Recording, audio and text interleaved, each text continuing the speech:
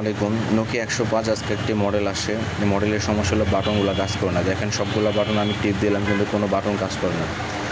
তো এটা বোঝা হয়ে গেছে যে এটা সিপিইউ থেকে সমস্যা, অর্থাৎ সিপিইউ থেকে লাইন ছেড়ে দেয়, এই কারণে এই সমস্যাগুলো হয়।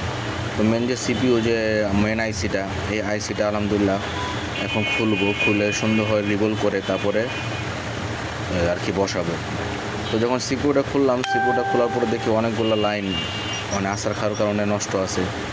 তো লাইনগুলো আবার ঠিক করলাম, কয়েকটা মাইক্রো জাম্পার করার পরে আলহামদুলিল্লাহ সুন্দরভাবে ক্লিনিং করে আইসি রিবল করে, এটা 6531 এই আইসিটা কমন আইসি বাটন ফোনে রিবল করে বসালাম। অনেক সময় হয়ে যাবে এই জন্য দেখাইতে পারলাম না।